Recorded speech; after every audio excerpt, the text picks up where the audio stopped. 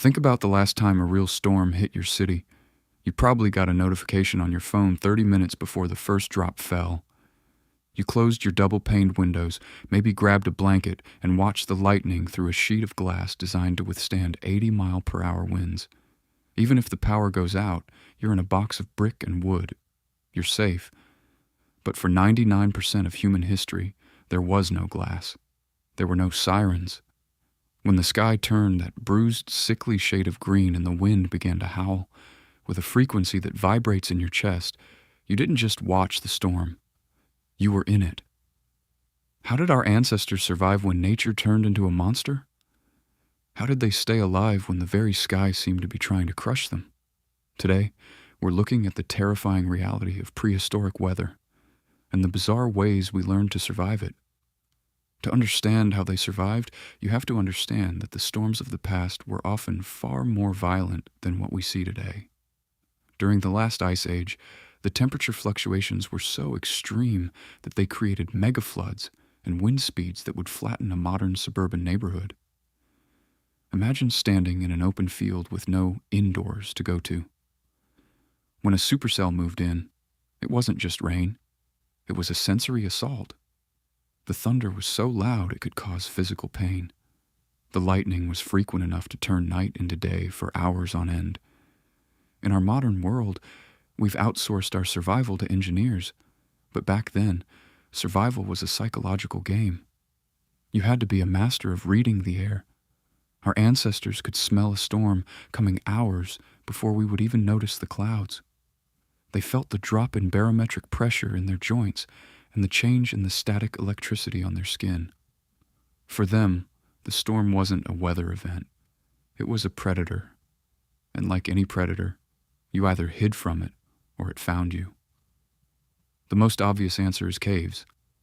But caves are rare, and they're often already occupied by things much meaner than a human. When a cave wasn't an option, our ancestors had to get creative.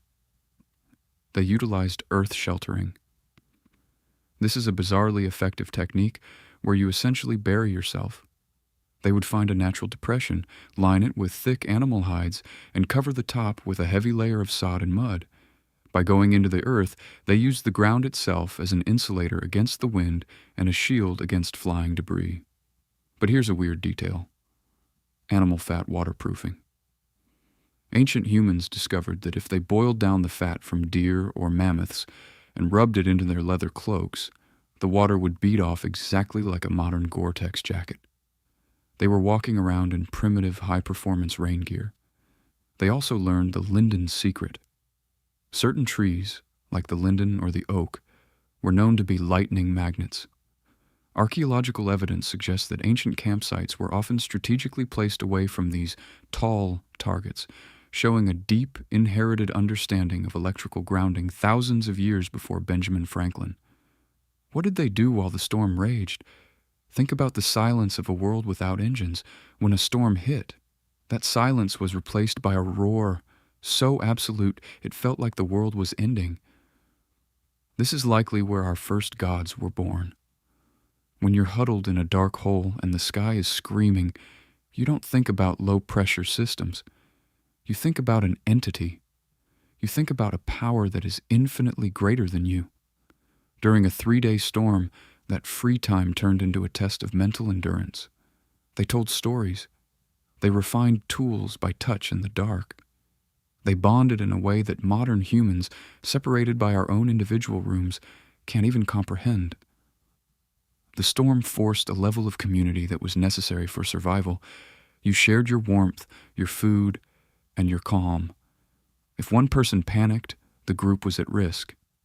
This brings us to a bit of a heavy realization. We have conquered the storm. We've built a world where weather is an inconvenience, not a death sentence. But in doing so, have we lost the sixth sense our ancestors had? We no longer feel the pressure change. We no longer know which trees attract the bolt. We've traded that deep, visceral connection to the earth's rhythm for safety and comfort. We look at ancient humans and think, how did they live like that? Sounds like a nightmare. But to them, the storm was a reminder that they were part of something massive,